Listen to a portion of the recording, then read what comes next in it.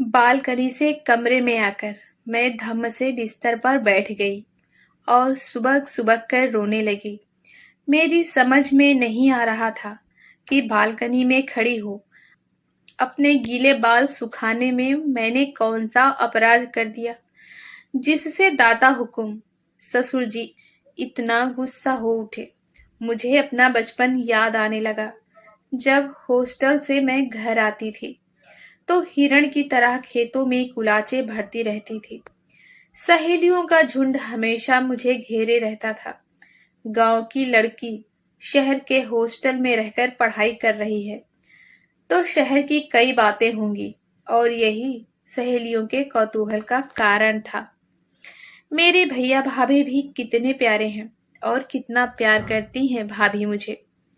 कभी भाभी ने माँ की कमी महसूस नहीं होने दी।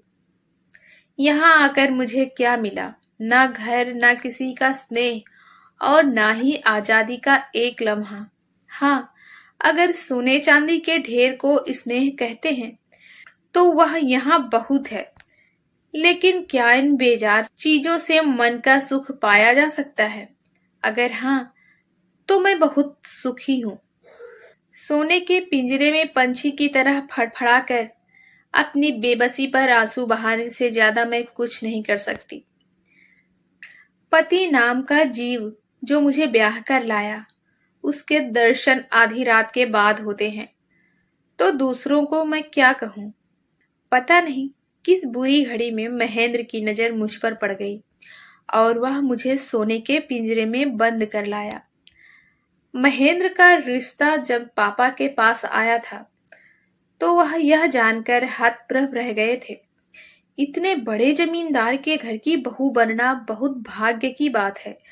पता नहीं सहेलियों के साथ खेतों में कुलाचे भरते कब महेंद्र ने मुझे देखा और मैं उनकी आंखों में बस गई।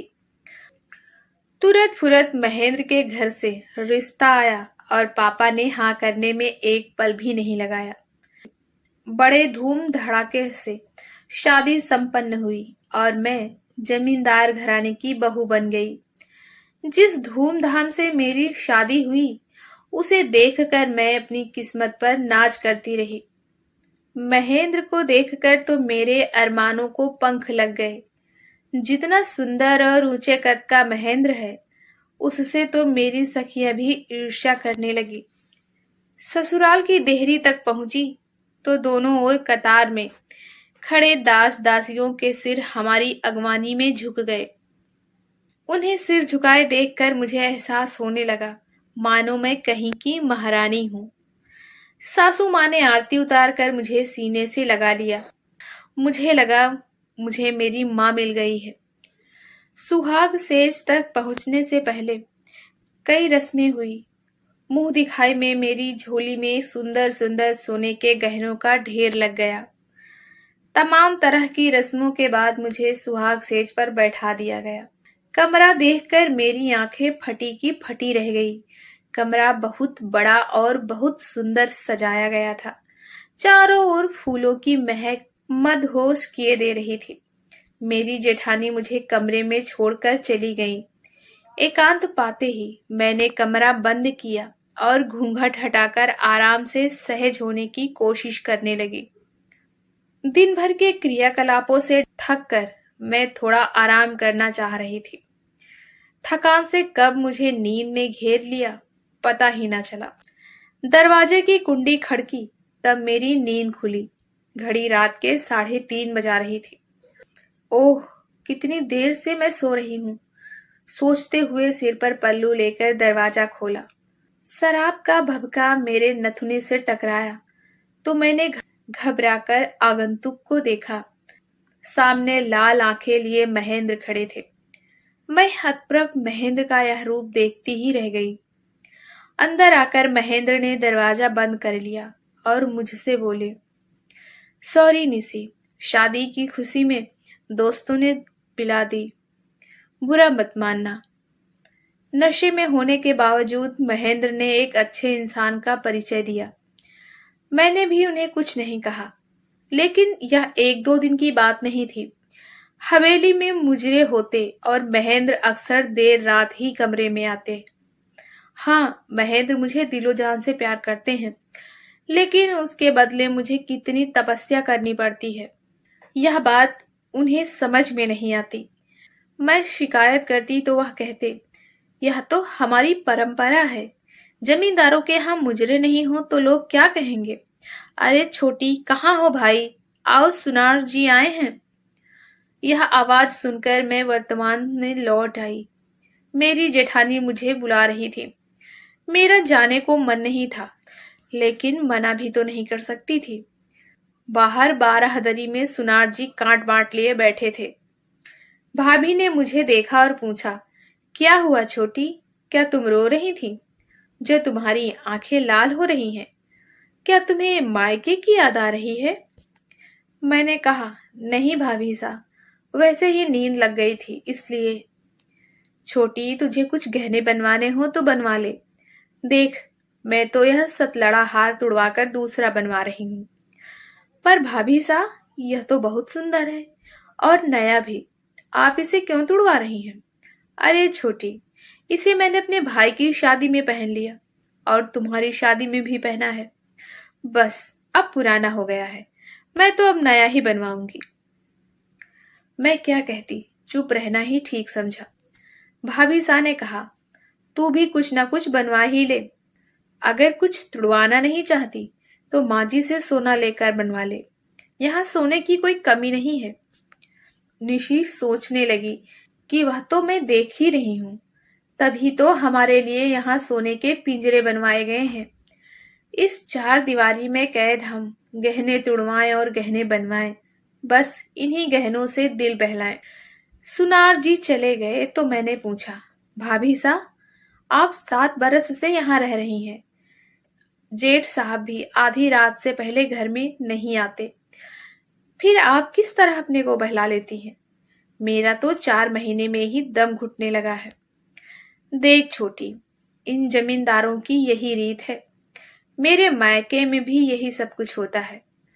हम कुछ बोले भी तो यहाँ के मर्द यही कहेंगे कि मर्दों की दुनिया में तुम लोग दखल मत दो।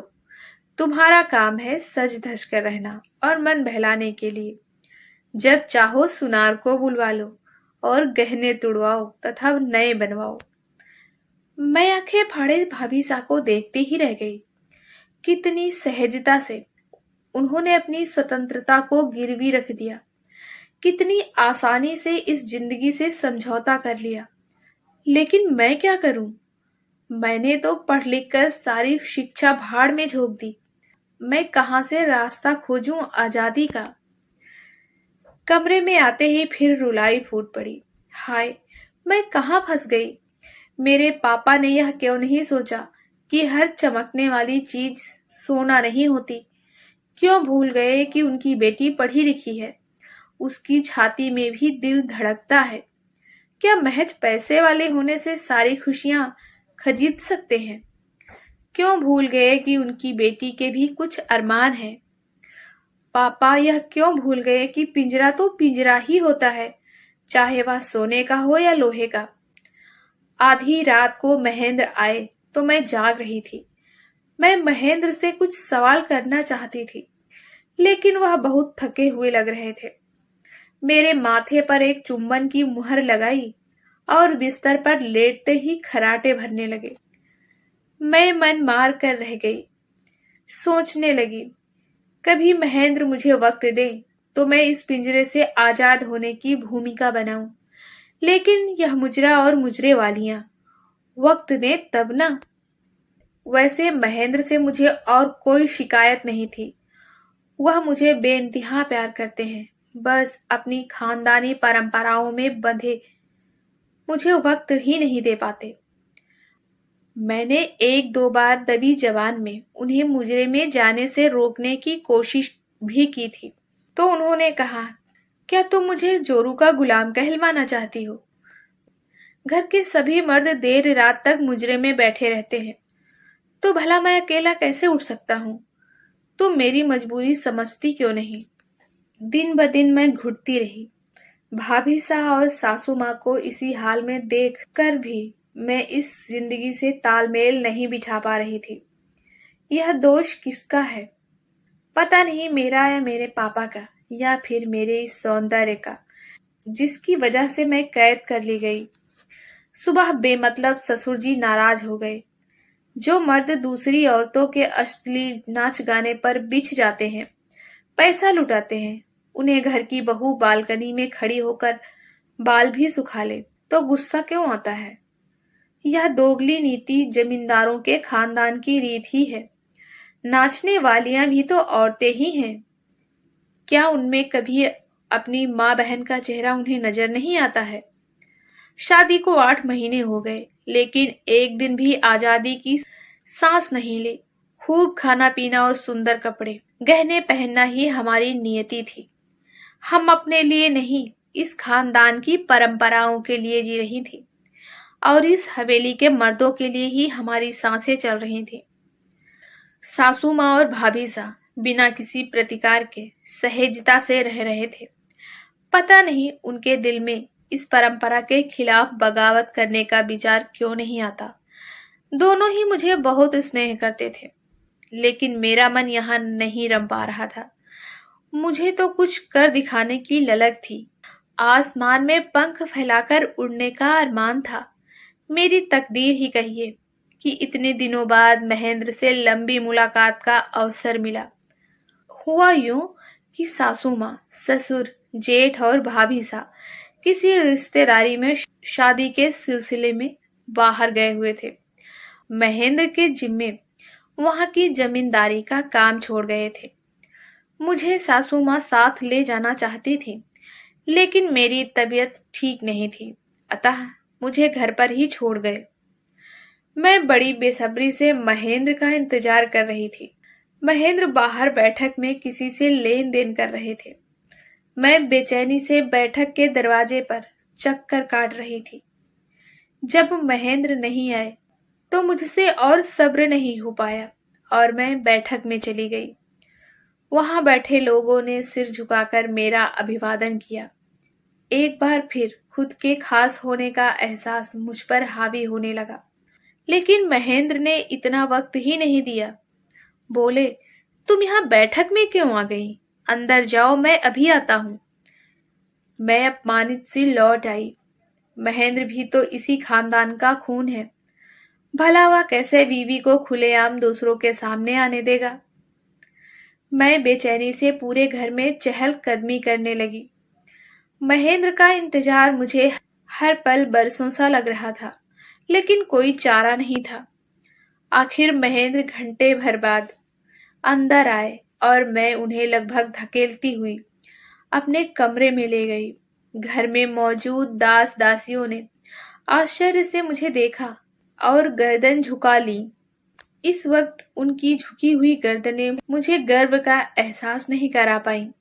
महेंद्र ने कहा, यह क्या पागलपन है निसी? मैं कहीं भागा थोड़े ही जा रहा हूँ। महेंद्र, मुझे तुमसे जरूरी बात करनी है। तुम कुछ वक्त मुझे दो, तुमसे कुछ कहना चाहती हूँ। हाँ, कहो। महेंद्र आराम से पलंग पर बैठ गए। महेंद्र, बुरा मत मानना, मैं चाहती हूँ कि तुम मुझे तलाक दे दो। महेंद्र चौंक उठे। यह क्या कह रही हो? तुम्हारा दिमाग तो ठीक है। क्या तुम नहीं जानती कि मैं तुम्हें कितना प्यार करता हूँ? पहले दिन तुम्हें जब मैंने खेतों में दौड़ते देखा तो मेरा दिल धड़क उठा और उसी क्षण मैंने फैसला कर लिया था कि तुम्हें ही अपना जीवन साथी बनाऊंगा। वह तो ठीक है महेंद्र, मुझे तुम्हारे प्यार से इनकार नहीं है, लेकिन जरा सोचो कि एक आजाद पंछी को तुम सोने के पिंजरे में कैद कर लोगे तो क्या वह खुश रह सकता है? क्या तुम चाहते हो कि मेरी शिक्षा इस पिंजरे की भेंट चढ़ जाए, या फिर मैं घुट घुट कर इस कैद में जान दे दूं? ना मुझे सोना चांदी चाहिए, ना धन दौलत। मुझे मेरी जिंदगी चाहिए जिसे मैं अपने तरीके से जी सकूं। महेंद्र चुप, क्या कहे क्या ना कहे। लंबी चुप्पी के बाद उन्होंने कहा, अच्छा निसी, मुझे सोचने के लिए वक्त दो। महेंद्र ने बहुत सोचा और एक तरकीब निकाल ली। ऐसा करो, तुम जितना धन ले जा सकती हो अपने सूटकेस में भर लो और अपनी पैकिंग कर लो। मैं तुम्हें तुम्हारे मायके छोड़ आऊंगा और कभी लेने नहीं आऊंगा। तलाक की बात पर घर में बवाल मच जाएगा। तुम इन जमींदारों को नहीं जानती हो, खून खराबा हो जाएगा। मेरी तरफ से तुम आजाद हो। मैं तुम्हें बेहद प्यार करता हूँ, इसलिए चाहता हूँ कि तुम्हें कोई नुकसान नहीं पहुंचे। मायके के बहाने तुम यहाँ से निकल जाओगी।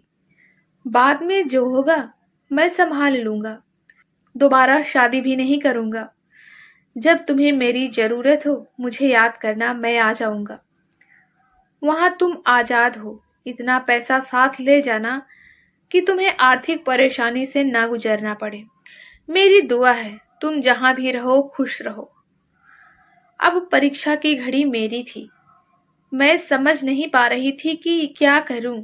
महेंद्र के प्यार में रत्ती भर भी खोट नहीं है, लेकिन मेरे सपने, मेरे अरमानों का क्या होगा। सोचा था पढ़ लिख कर कुछ बनकर दिखाऊंगी, लेकिन यहाँ तो पढ़ाई पूरी होते ही पाँव में बेड़ियां पड़ गईं। लेकिन महेंद्र का क्या होगा? कब तक वह घर वालों को भरमा पाएंगे और उनकी जिंदगी बेवजह ही नरक बन जाएगी। क्या मुझे लेकर महेंद्र के कुछ सपने नहीं हैं? नहीं नहीं, मैं महेंद्र को छोड़कर नहीं जा सकती।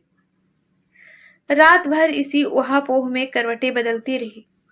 सुबह महेंद्र ने मुझे प्रश्नसूचक नजरों से देखा तो मैंने नजरें झुका ली और दौड़कर महेंद्र से लिपट गई। आपको क्या लगता है, निशी का फैसला सही था? कमेंट करके जरूर बताएं और इस तरह की नई नई कहानियां सुनने के लिए सब्सक्राइब करें हमारे चैनल स्टोरीज विद कामिनी को।